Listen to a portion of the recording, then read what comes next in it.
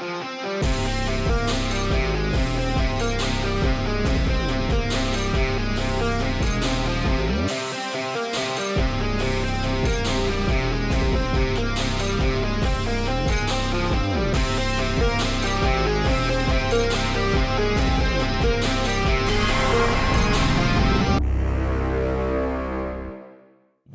to the latest episode of the Skiffy and Fanny shows at the movies. Do you read Sutter Kane? I am Sutter Kane. I was doing that in my Craig voice. Is that your Craig? Do you read Sutter Kane? I need more whiskey. I'm Shaun. I'm Daniel. And on today's show, we are discussing the 1994 cosmic horror movie In the Mouth of Madness, written by Michael DeLuca and directed by John Carpenter with cinematography by Gary B. Kibbe. It stars Sam Neill, also Earth's treasure, Sam Neill, as he's known. Treasure from New Zealand. Correct, but he is a treasure of the Earth. So, just saying, Sam Neill, we love you. You're free to come on the show at any moment. Also has Julie Carmen, Jürgen Prochnow, and featuring as well David Warner, John Glover, Francis Bay, and Hayden Christensen's in this movie. What? Yep, his film debut. Is he the child in the church? He is the child on the bike. That's Hayden Christensen? Supposedly. Oh, he's so cute, though. The paper boy. At the end, the little paper boy. Yeah. Oh, well, one day he went bad. And he was all concerned about Sam Neill. Like, were you in an accident, sir? Yeah. Oh, that's so cute. Can I help you? Yeah, back when he cared. Oh, he's dead now in that universe, so probably. Yeah. Just like everyone. Yeah. Everyone except Craig. It's now your turn in the script. I was trying to casually nudge us that direction. Well, I was more interested in talking about Hayden Christensen. Before we get into discussion of the movie, a reminder to our listeners to please share your questions and comments with us at skiffyandfancy.com/listener suggestions. If you aren't already, join us on Twitch for Shaun's Alphabet streams every Friday at 7 p.m. Central to be part of our interactive live streaming show format. Finally, be sure to review and spread the word about our show. Help support us through our Patreon and be part of our Torture Cinema polls, live watches, and other special Patreon-only events on Discord. Yeah, perfect. Well, Daniel, you have been volunteered for this. Can you give us a brief summary of In the Mouth of Madness? Sure. So in the Mouth of Madness, Sam Neill plays John Trent, who is an insurance investigator looking out for insurance fraud. And he is someone that loves his job. He really gets a thrill from sort of the chase and from challenging people that are trying to scam the system. And after showing his skills at this for a little while in the movie, actually, even before we see that, we see Sam Neill, though, being committed to an insane asylum. So the movie actually begins showing Sam Neill becoming committed to the asylum and getting thrown into his cell. And then he is visited by the doctor and he begins telling his backstory of the time when he was working for the insurance company. And this put him on the path of being hired by the publishers of famous horror novelist Sutter Kane, who is bigger than Stephen King. And Sutter Kane has just finishing his latest novel, but has basically dropped off the face of the earth. Nobody has seen him for a long while. And so the publisher is worried about losing money from the novel and wants Sutter Kane found of where he is. And so Sam Neill then tries to find Sutter Kane, and he's unfamiliar with his writing, with his novels. So he buys all the novels and basically puts them into a collage, and from the collage deduces that Sutter Kane is in a certain part of New England that is where his fictional stories are told, kind of like Stephen King's Castle Rock. And Sam Neill is not bothered by sort of the eccentricities that Sutter Kane supposedly has, and by the weird reactions of his fans to his upcoming novel. There are stories going around sort of in the news of fans acting violently at releases at bookstores when they find out Sutter Kane's new novel isn't there. And indeed, prior to him being even hired by the publisher, a crazy axe-wielding man tried to attack and kill John Trent, played by Sam Neill. And only thereafter does John Trent learn from the publisher that that person who tried to kill him with the axe was actually Sutter Kane's agent, who has gone mad from having read Sutter Kane's book, and he was the last person to actually see Sutter Kane. So in any case, now that John Trent has some idea where Sutter Kane may be, he travels to try to find this, what was thought to be fictional town in New England. And with him is Linda Stiles, played by Julie Carmen, who is the editor at the publication house for all of Sutter Kane's work.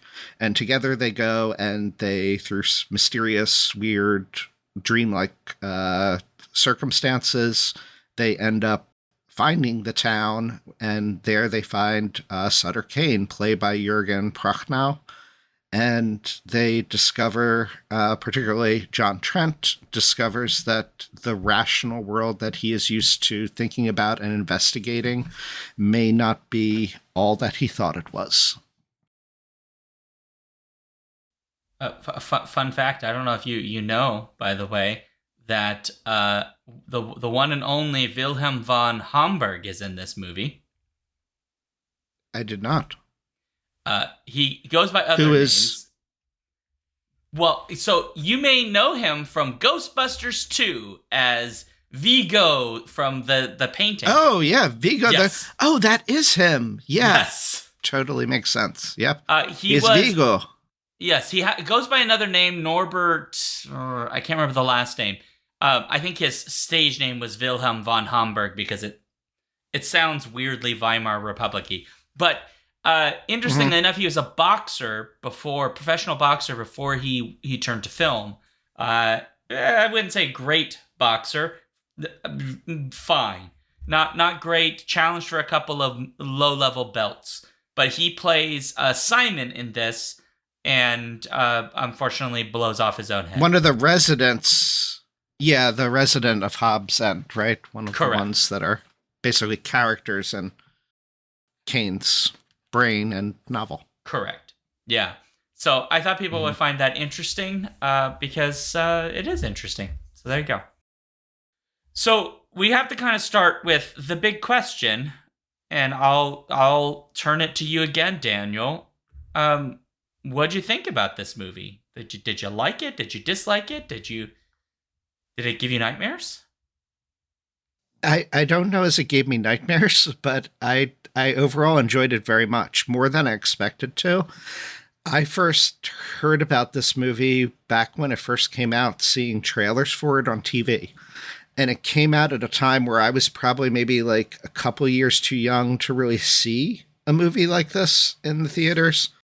And by the time I began watching horror movies like this, I rented, Carpenter's Halloween. I didn't rent, his latest one because this had been out, not long before that, and it wasn't well received when it came out. It wasn't panned necessarily, but yeah, everyone was like, it's not great, it's okay, and if you want to see John Carpenter, you watch Halloween. And so I never had gotten to see it, and then fast forward through the years, finally getting to watch it, knowing really nothing about it other than it must involve madness, and that the vague sort of memories of the commercials that I saw. I enjoyed it a lot, and it surprised me also because I'm not one really for cosmic horror. So even though they compare him to Stephen King within the movie a lot, and you have this fictionalized New England town, kind of like Castle Rock, but here, Hobbs End. Thematically, this is much closer to Lovecraft, and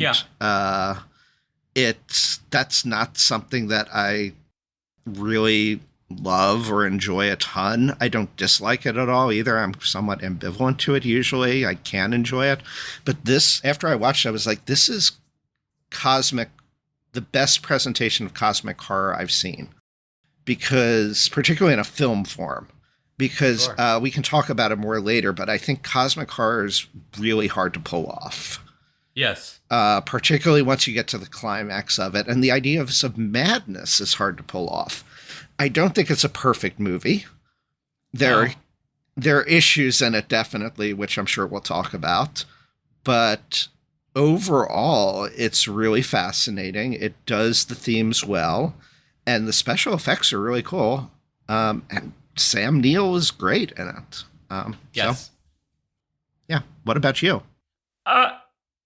I like this movie quite a bit.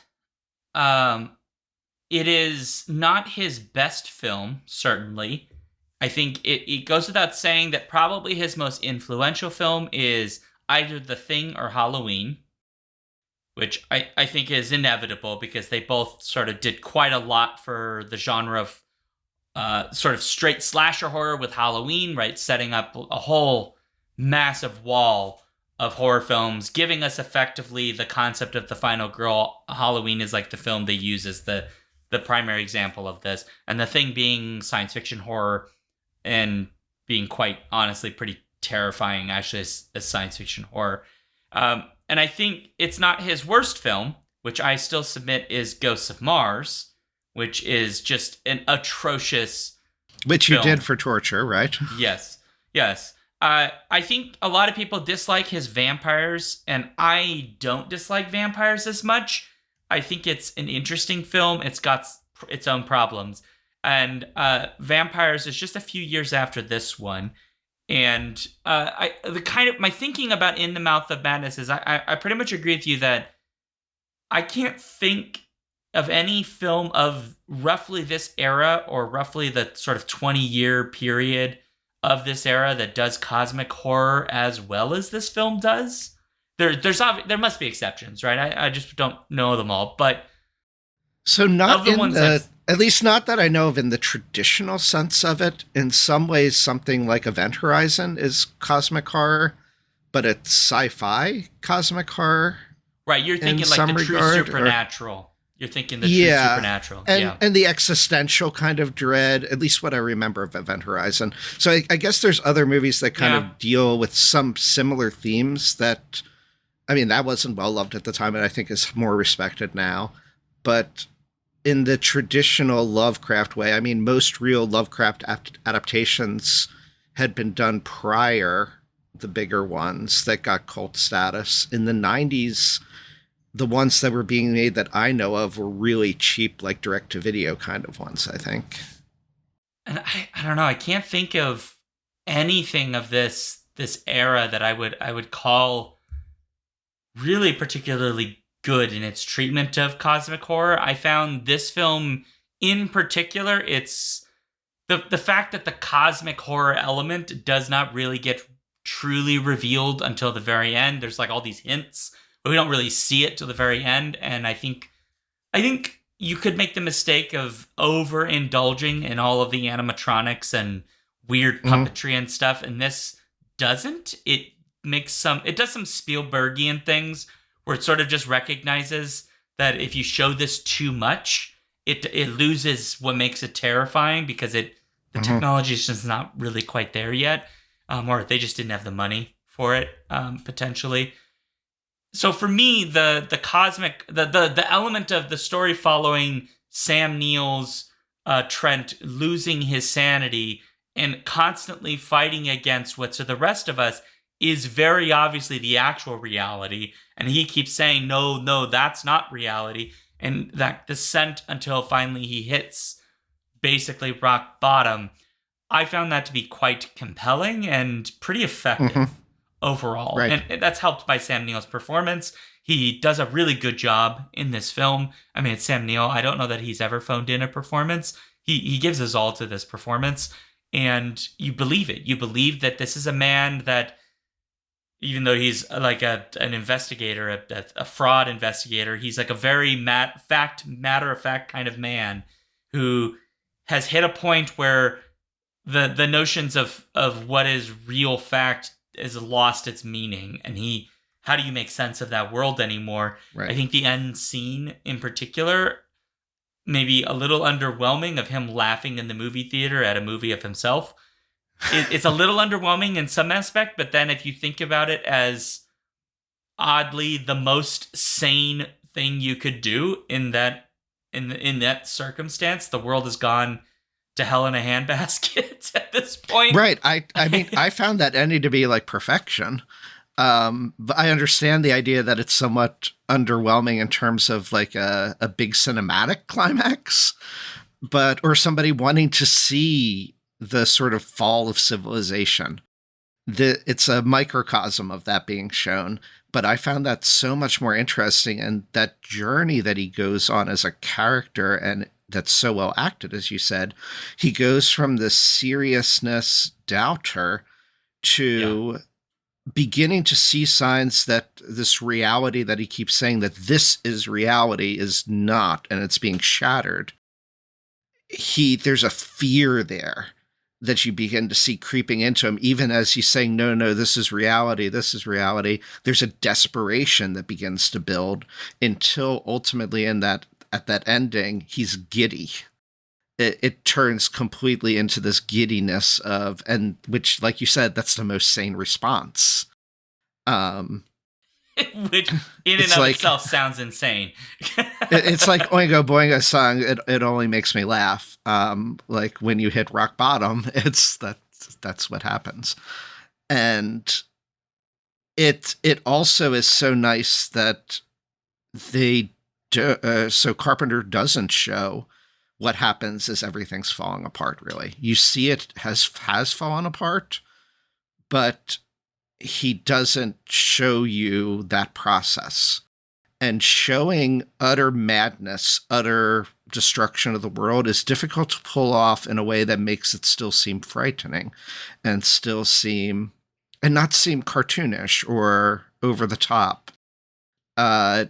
By showing the emotions that happen and sort of the intellectual damage that it does is more effective at being scary, I think, than seeing those horrors. Yeah. Yeah. It's a very interesting film, I think, overall. And I don't know, I found the experience, I like John Carpenter just in general, except Ghost of Mars. That movie can die in a fire. Overall, I just really like the feel of John Carpenter movies. There's something about the aesthetic of John Carpenter films, especially when he starts getting budgets that let him kind of really tease it out a little bit. Not big budgets, but with Halloween, the budget's like $300,000, right? That is a shoestring budget for that film, and there's a limit to how much of like the Carpenterisms you can get into there. This film, it's like an 8, 10 million, 14 million budget, somewhere in that territory, depending on how you do the weird math. And you get this real feel, the cinematography, the way shots are constructed in this, that feels like a John Carpenter film, very similar to like Big Trouble in Little China, with, less of the sort of action and the comedy that's there. Mm-hmm. And I find that just very inviting. I mean, actually, you know what I realized? Prince of Darkness. That would be the film I would better compare this to, which makes sense because they're both part of what he calls the Apocalypse Trilogy, with the Thing being the first one. Although I don't really... The Thing is like the one that feels the least connected to the rest of them to me, but... whatever. In the sense of apocalypse, it does. Of, civilization. This is an event that is now going to cause the collapse of civilization, or at least the destruction of humanity, for some kind of other presence that's going to come. So I don't know about... see it. We don't see it, but we suspect that something like it's going to happen, right? Yeah, I think the difference by the end of the thing. Yeah, I think the difference is like Prince of Darkness and this. It's just more blatantly obvious what the consequences. And And in this film, I think because it's the last in the trilogy, it literally shows us the consequence. Or I should say literally shows us. It heavily tells us what the consequence is. We don't really see the full extent of it. We mostly get it told to us or implied to us. But that consequence has occurred, which in this case, an actual apocalypse takes place, in which people who were exposed to Sutter Kane's final work have basically been driven to violent madness and are running amok, killing and destroying everything. I love the moment when, is it in the padded room after he's drawn all the crosses on with the black crayon, and Trent, Sam Neill's character, is like talking to some guy, and the guy is like, well, to David Warner, yeah, and he's talking to this guy, and the guy's like, well, but like, you know, not everybody reads, right? And Sam Neill like looks at him and says, but there's also a movie. It's like Yes. the knowing smile that he gives is really, really, really great. And anyway, like the point I'm kind of making is that I think this film feels a lot of similarities in style to Prince of Darkness, and I like both of those films because of the style quite a lot. This is a film I could watch again. I would really enjoy watching it again. Yes, I don't necessarily definitely find it scary per se, but it is a lot of fun to watch. I've actually never seen Prince of Darkness, so I'll have to correct that. Must fix your life. Yeah. It's worth it. It's really good.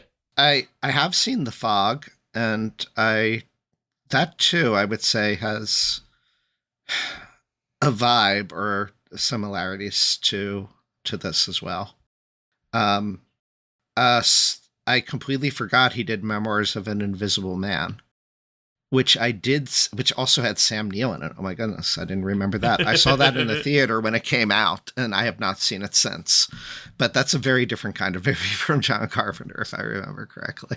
He's done a bunch of very different types of films, and yet there is a distinct, and I don't know how to quite, it's sort of like Tarantino has, like when Tarantino does a movie, you know it's a Tarantino There's movie. a look to it, yeah. Mm-hmm. Yeah, John Carpenter's the same. That you can kind of feel a John Carpenter movie. I don't know exactly what it is. This is where we need David. David would like tell us like, oh, it's the shot compositions with the, like, he uses the microtonal soundscape or something. Like he would just tell us like, and then yell some French at us, right? What was I getting? So I lost my There's train of a thought. simplicity to all of his. I think a lot of his stuff is fairly straightforward. He doesn't beat around the bush. He doesn't. In his stylistic in his aspects, and his stories tend to be, I mean, I hesitate to call this straightforward, but they are somewhat straightforward in their overall concept. Or at least comprehensible. Exactly. Yeah. Yeah. We don't necessarily get all the answers. The other thing is the music is always, which is John Carpenter. He's very good at incorporating the music in, and this, like in Halloween, when he couldn't get the music he like originally wanted, he just, made the theme, composed his own, right? He just makes his own. That's great. Yeah. Well, that's interesting because in chat they're kind of mentioning Drunken Garbage. Dan is mentioning that he has great scores, and John Carpenter has done many of his own scores, but John Carpenter is also a composer. And I found that interesting in listening, kind of paying attention to the score, because I just recently watched Halloween because my students for their horror week watched the original Halloween because I don't know, I just really love that film. The score in Halloween is really sparse. It is very minimalistic, very sparse. It does not have a lot of grand flourishes. It sort of uses the Halloween theme almost like as a tension builder, because a lot of the scenes are like Michael Myers stalking people and very slowly. And there are notes that just come in briefly. The notes themselves are almost like stabs, right? Yeah. Whereas this is a little bit more of a fluid composition. It has, I feel like, a little bit more of a grandiose score without abandoning that John Carpenter synthetic quality, because so much of his scores are they're synth heavy oriented. He's really interested in the electronic, and that a lot of that is still also present here. It's a very good score, and I think it is simultaneously beneficial to the film in terms of building some of the tensions, etc., but also not doesn't draw attention to itself as much. Right. If that makes sense. Exactly. Yeah. It's much.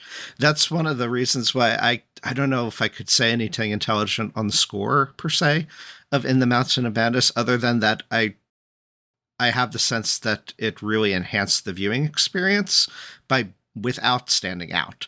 And like you said, I kind of want to go back and listen to it again with a bit more of a practiced ear, or being familiar with it now to see what he does with that. Because in Halloween, the main theme has that 5/4 time signature that just completely throws you off and makes you at unease. I could see him employing those same things of incorporating unease and this sense of encroaching madness in ways that are far less obvious, because this is a more insidious threat of the cosmic horror as opposed to an in-your-face slasher.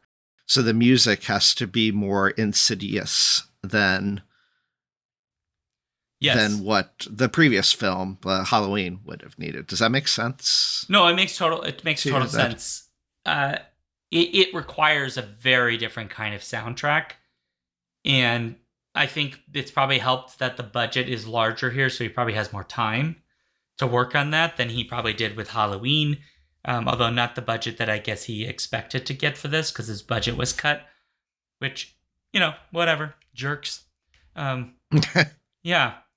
But you're right that it does build... It is positioned very differently, structured very differently than something like Halloween, or even Big Trouble in Little China, which has I think some very different types of sounds that come from his musical score, because that's a film that is like an action film, right? Mm-hmm. It requires a different score in a way, or even like Escape from LA, which is like even more an action film. Is more action. Yeah, or Escape from New York, should say, but also Escape from LA. Yeah. It's interesting because, right. I mentioned Tarantino, and Tarantino is like sort of like Martin Scorsese and some of those others before Tarantino, where they like talk about him as like the auteur. And what's weird is like in talking about John Carpenter, I think it goes without saying that he is in fact an auteur, right? He is, right. He's so involved in so much of the production process here in a way that, makes this film very distinct. Whereas like we could go back in time and like look at films made during the Hollywood studio era, where there's sort of like a rigid standard of what a Hollywood studio film should be structured like. And we could name lots of really great films, but maybe in some cases not really know what makes the director of that film, other than knowing the name. Whereas this, like, you could probably, if you know John Carpenter's filmography, if you watch this film not knowing it was his film, you'd probably catch on. I would be curious to hear David's thoughts on that, because Carpenter totally is an auteur in that, cinematic sense.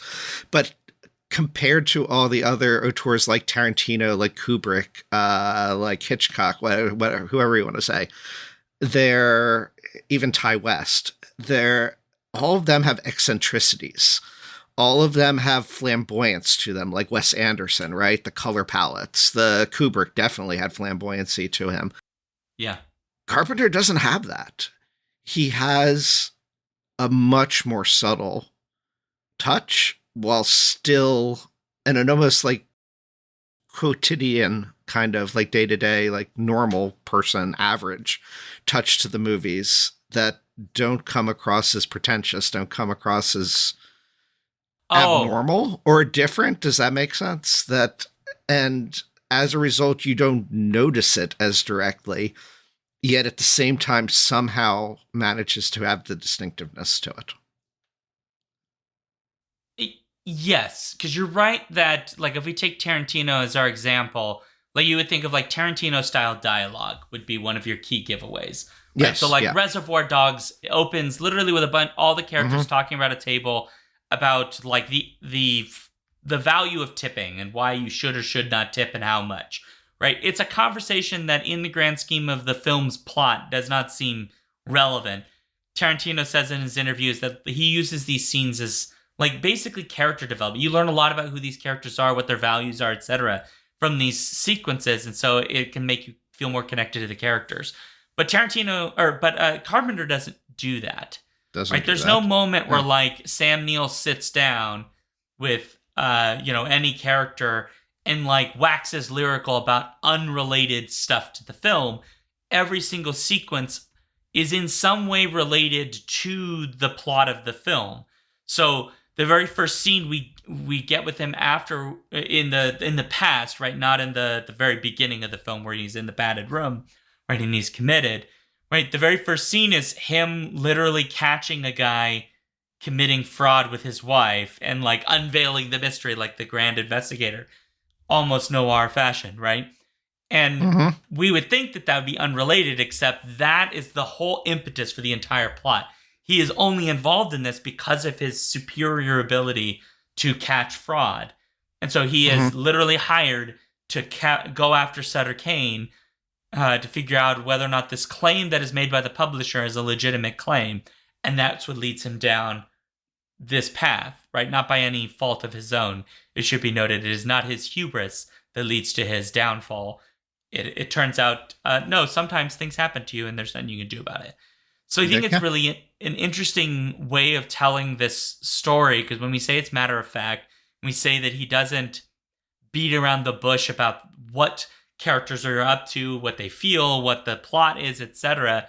It means that to some degree we're actually watching this because we have the beginning, right, where he's being committed. We're watching this also looking for all the clues. We're watching it kind of like Sam Neill's character is watching all of the people he's trying to catch in a crime, right? Which is fun. I don't know.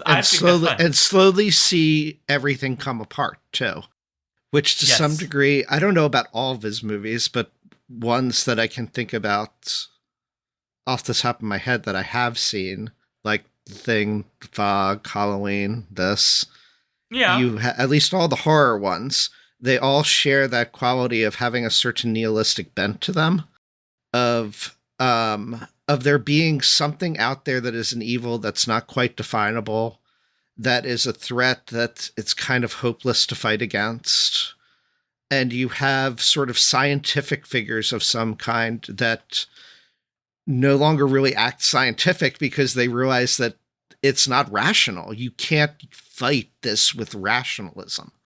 And so you have like Donald Pleasance in Halloween yelling at everybody about Michael Myers, about how he's evil and how like you need to do this or that, like completely not acting as an actual medical care doctor would do, a psychological doctor would do. Because to him, like this is pure evil. This is irrational. And so in some ways, Sam Neill is becoming Donald Pleasance's type of character in Halloween. Yeah. I like that you raised that concern, because in a lot of Carpenter's horror, when I think about it, there is a huge element of the main characters cannot do anything to stop what is going to happen. It is a thing that will happen to them no matter what they do, right? And like Halloween is kind of a unique example because Michael Myers is, at least in the original timeline, simultaneously just a man who is pure evil and also weirdly supernatural, right? But other films... He's the shape. Yeah, he's the shape, yeah. Right? Other films will deal with, like, Prince of Darkness, where they're literally doing scientific experiments and inadvertently cause all kinds of mayhem involving scary things and possessions and so on. These are things that scientific instruments can't do anything about, right? The rationality of the police force in Halloween, they can't do anything about Michael Myers. Guns don't work. You can't cut him. You can't do any of these things. Acting like he's a normal killer is fundamentally irrational. Weirdly enough, Donald Pleasance's character, who is Sam Neill, you're right, very similar, is the most rational character. But I think the big tragedy in both of these films is, in Halloween, we sort of learn it very quickly that he's actually right, and nobody listens to him, and that's the sort of tragedy. In this film, we don't know yet that Sam Neill isn't actually insane, right? Because he's not. He has cracked under the pressure to a degree, but he's not insane. He has experienced something beyond reason and rationality, and has understandably taken the only rational course out, which is to get himself locked up in a padded room because everyone else is just snapping and killing everybody left and right. It's the only rational choice. Right. And not able to come up with an explanation for it all. Correct. And just ignoring it. Yeah. And no, I mean, that's why I think are not like this. Does. What's that? Carpenter's thriller films and action films are not like this. Nothing. No. That's correct. Yeah. Which I think is but super even The Fog, you're fighting something without form there, right? So a similar thing. It's an inescapable threat to you. And that's why the cosmic horror does so well here, I think, because that's a key defining feature of cosmic horror. It's this threat that you're not going to win against, that there is no fighting against. It's inevitable. So that's part of why I think it works so well. Yeah, I love that they describe what happens in the world as an infection, right? An epidemic, a pandemic, right? That something has happened where people who've been exposed to Sutter Kane's work in this film, like, are infected by madness. That is really terrifying, right? And it must be speaking in some way to sort of like the history of mental illness, where people could think that they might be inheritable or that you could give them to other people. I don't think they tease it out very much here, but it is an interesting thing to think about, because typically when we think about like infectious diseases in the 1990s, we're thinking AIDS, which is like a rational disease caused by people's behaviors, right? Whereas this, like, nobody in their right mind would ever think that if you just read a novel, it turns you into, a raging, rabid lunatic who just murders people. And so there's like two things I think going on here. One is like a commentary being made about the real fear and terror of like of a pandemic, which is like the complete inability to trust anybody around you because any one of them can infect you, and then you become like them. And then another commentary is being made here, I think very loosely, about the power of the written language and its ability to basically mind screw people and get them to do things that they otherwise wouldn't do, which is layered throughout this, right? Because once we learn about the Sutter Kane novelist, we already are getting these news stories, these little moments where they're saying, oh, like, people read the books and then they go nuts, or people really want the books, but the bookstore can't get enough copies, and then they lose their mind and like attack the bookstore, and it's violence, and then it just gets worse and worse and worse and worse and worse.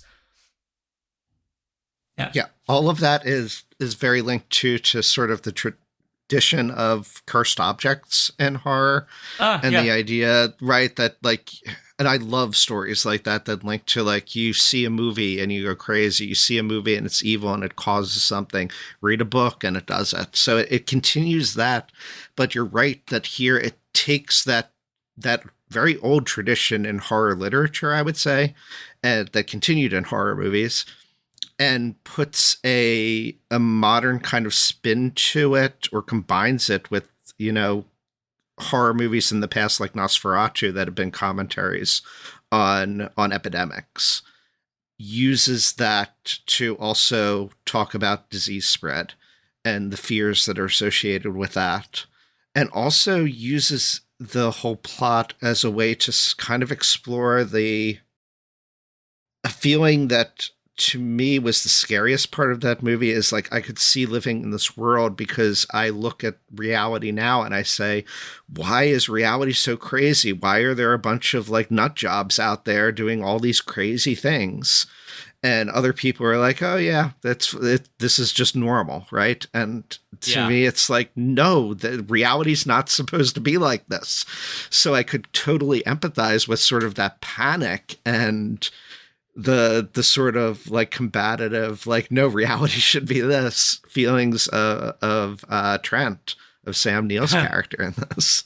I like how you say that, because weirdly enough, I find the end of this film oddly way more comforting than the reality we're living in now. Yes, yeah, that's true. Yeah. I don't know why. It feels more rational. Even though it's like the old ones coming through quite literally. Bring on our tentacled slimy overlords. Yeah, like the cover of a book ripped open in space-time. Like literally that's what we see, right? This hole woven into space-time when Jürgen Prochnow's Sutter Kane literally opens himself like a book, and then there's a hole into the gaping chasm of nothingness. And you see the words on the bent pages. Right, awesome scene. Yeah. And like, I'm supposed to feel like, oh, this is bananas. Oh my gosh. And then I'm living in this reality and I'm like, no, this is weirdly, I like this. Let's go with this option. Let's go. Like, I want to sit in a movie and watch a movie about myself going mad. Let's do it. Like, that's weirdly more fun. I feel like Buster Keaton and Sherlock Jr. Let's go. Yeah. It is. You mentioned Jürgen Prochnow. I really enjoy his performance in this too. I think it's the 2 seconds he's in the movie. Just, I mean, he's not in it super long, no, but like the scene in the confessional with Sam Neill, I think it's great. He gives a good performance with the very little that he's given to say, right? Because he doesn't have a lot. I think the most like defining shot for me is the shot of all the townspeople going up to this church and the doors like opening, closing, opening, closing, and then it opens and it's him with all the lights and his wind in his beautiful hair, just staring out, looking weirdly suave. And that man has never played like attractive, hot writer before in anything else I've seen him in. And yet I was kind of like enticed. I was like, oh, Jürgen Prochnow, like, all right, man, like you kind of got it going on right now. Except, of course, like he's got weird demonic stuff going on inside that church. Right, but he's got a great typewriter set up. Oh, well, in the creepy room, yeah, with his Dobermans. Right. Why Dobermans? That's a lot of Dobermans. Yeah. What's with the Dobermans? Do they? Yeah, I don't know what's up with the Dobermans. Is it just that they're German? I have no clue. Okay, well, maybe it's just the dogs I could get. I mean, I don't know the connection of like all of that being in the book, what he's writing, those townspeople all coming with guns to like hurt him, the children. A lot of those sort of things are visually offsetting somewhat, but why they're in there in terms of a logical sense is hard to discern. But it's also hard to discern logic amid madness, which is what's hard to pull off with a movie like this. It's hard to depict madness in a logical, coherent way that makes sense to an audience, right? That tells a story. Which gets back to my idea as why oftentimes I'm disappointed with cosmic horror, because you can't show it. It's so frightening. It can't be seen. It can't be described. And so if you try to, it's disappointing.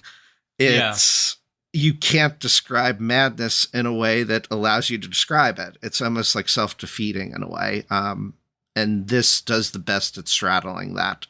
There's elements that don't make total sense, but they still manage to work without it making so little sense that you just throw up your hands and don't want to watch anything. Well, this gets to sort of the writing as dangerous kind of element, because the town that they end up in, Hobbs End, right, it's not real. It's from Sutter Kane's novels, but it becomes real through the writing of it. And so simultaneously, Sutter Kane is imagining horror occurring in a place that does not exist and conjuring that place into existence, and therefore torturing and maiming and doing horrible, terrible things to its citizens. Inhabiting it himself, and inhabiting it himself, and effectively using it or being used as a gateway to opening to these cosmic monstrosities from elsewhere.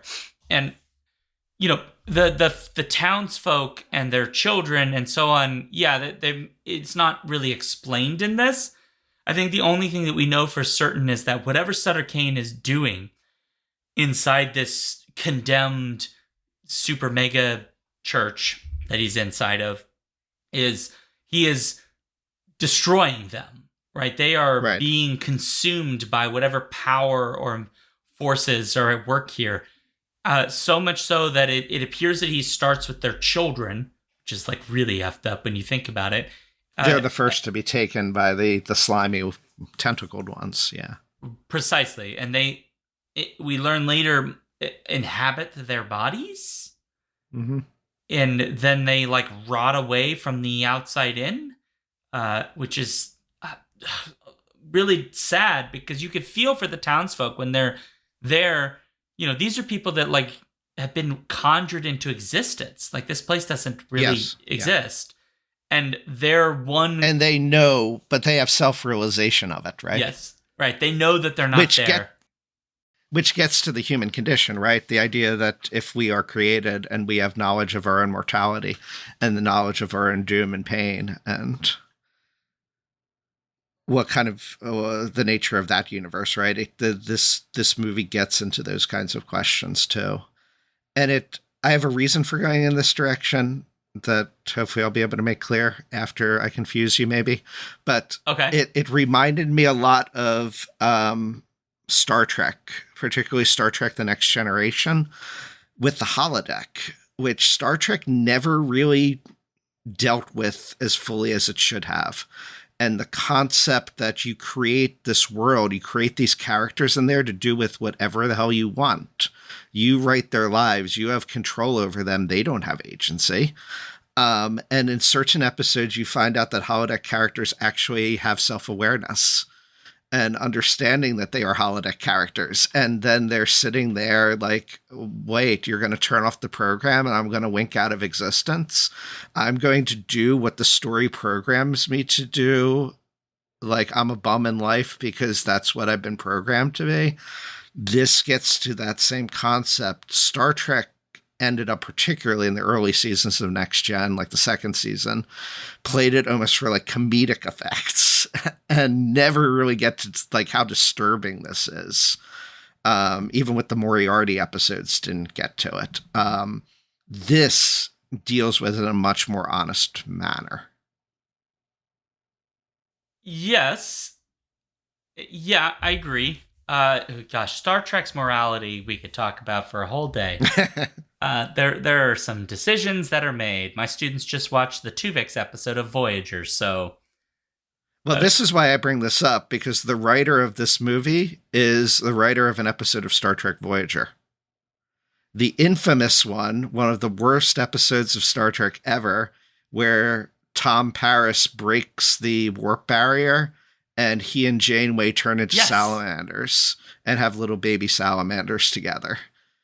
And I can totally see that the writer of In the Mouth of Madness also wrote at least the original concept. I don't know he wrote it with Brannon Braga. So like there were other, words in there, but the general idea of that episode came from the same mind that wrote In the Mouth of Madness. And that totally makes sense to me. Oh boy, Star Trek Voyager. I love you and hate you at the same time. But yeah, Tuvix, like you said, that's the one that's a very disturbing episode. Yep. And the morality of it. Yeah. Yep. I have very strong opinions. Chad says of Star Trek Voyager, just like the Bible franchise. Yes, equally as potentially screwed up. Yeah. We're getting close to time here. I think we've come pretty close to capturing kind of what our thoughts of this film. I mean, honestly, I enjoyed it. Yeah, I agree completely. The only thing we didn't really mention that doesn't really work for me in the movie is sorry, I'm blanking on her name. Julie Carmen, playing Linda Stiles. She's a good actress. She does her part well. It's just the script doesn't really know, because she's kind of a love interest, but not a love interest. She kind of disappears by the end of the movie. I don't think the movie handles her as well as it could or should. I would agree mostly. Paul mentioned in chat that there is a minor alternative ending to this film in which her character, Linda Stiles, appears in the movie theater eating popcorn too. Okay. Which I think actually should probably be kept here. Yeah, I agree. I think her character's underutilized for sure, and I think the thing it tries to do is to do the thing where she says, as the hole has been opened up, and she's like reading the last novel that is like literally narrating what John Trent's character's doing in this moment. When he says we need to leave, and she basically says no, like it has already been written basically, and I'm not going to leave. You would think that's I've already read all the way to the end. Yeah, exactly. Already read to the end. That's supposed to be the end of her character, but then it sort of raises a kind of question of like, what was the real purpose of her character in this story? Because connection to anyone else is anyone who is a main character, which would be just Sam Neill. That connection is minimal, right? And so he cares about her in the sense that he cares about people, but that connection's not terribly deep, so that we don't feel a lot when she's gone. No, and he like kind of comes onto her at first, but then when she comes onto him, he's off put because it's very obvious that it's not her, and she's not acting, of her own agency or her own how she normally would, right? And so like there's just an odd dynamic with them throughout the movie, and I'm glad they didn't go with like just a love interest kind of storyline, because that would be terrible in this. But at the same time, they don't really have anything for her in this that becomes really instrumental, at least that I can gather from the first viewing. I think her character is just positioned as the only character connected to Sutter Kane, right? That is going to stay in the story. Because like Sam Neill is the character that is like, okay, I'm here to basically catch you all in a lie and get you on insurance fraud. Her job is, it turns out, well, no, we're trying to find out what happened to Sutter Kane because he disappeared on us. We did it as a stunt, but he actually did disappear.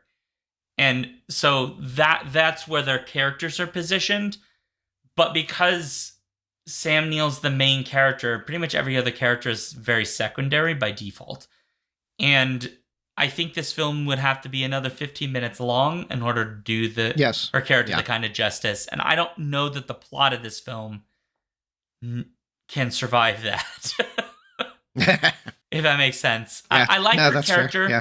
I think the things that are most interesting with her character are when we get to see her experience the weird time manipulations, hallucinations, things that like the beginning moments in the car where she's driving and John Trent is asleep, and she's witnessing the kid riding the bike and aging and then going backwards. As old, Yeah. Mm-hmm. Those sequences, I think, are really interesting because there's a lot of that in this, of her or Sam Neill's character experiencing stuff that seems real but can't possibly be real, and which defies reason. Yeah. And of course, she believes it much sooner than he does. Those scenes actually are almost Lynchian in some regards, of like just the highway and the darkness around and these weird characters driving by. Yeah, those are very much. Yeah, you're right. I don't know. It's fun. I enjoyed this movie. I don't know what to tell you. If you haven't seen it, definitely recommend checking this one out. I agree. Well, I think it's time. So we're gonna begin our closeout process. So folks, thank you for being here. If you're here with us live, if you're not and you're listening to this later and you'd like to let us know what you thought about the show or the movie or what have you, email us at skiffyandfantydebt@gmail.com. Or if you are in our Patreon, you can go to our Discord and we have a show discussion channel. You're free to discuss there. We are on Blue Sky, Threads, Mastodon, YouTube, a whole bunch of other places. skiffyandfanty.com/skiffythings. And then remember, every Friday at 7 p.m. Central. You can watch us live at twitch.tv/alphabetstreams. And you can see us make episodes live. We have only got a handful more left in the season. Only a few more. If you like the show, spread the word. Tell your friends. Burn CDs of our shows at unsuspecting passengers. Whatever. Right? Podcast apps are great too. And then obviously patreon.com/skiffyandfanty if you've got money that you don't need and you'd like to give it to us because this show costs money. So speaking of Patreon supporters, we got a bunch of people to say thank you to. Andrew the Alluring, Cameron the Chthonic, Carolyn the Benevolent, Carrie the Divine, Chris the Candescent, Dan the Transient, Daniel the Cultured, David the Debonair, JC the Jocular, Jeff the Gracious, Joseph the Jovial, Juan the Junctional, KB the Kind, Karen the Kickass, Kat the Kinematic, and Matthew the Magnificent. Paul the Pious, Phoebe the Eloquent, Robin the Bold, Ryan the Resilient, Sarah A. the Sensational, Sarah E. the Sublime, Sarah O. the Rapturous, Scott the Gentleman, Stephen the Strange, Turi the Thorough, Tanya the Triumphant, Trish the Imperturbable, and Victor the Valiant. Yay! So I'm at SeanDuke.net. You can just put /Duke things if you want to find all my socials. And then I am also Alphabet Streams on the Twitch Wednesdays and Sundays, currently 6 p.m. Central for games and things.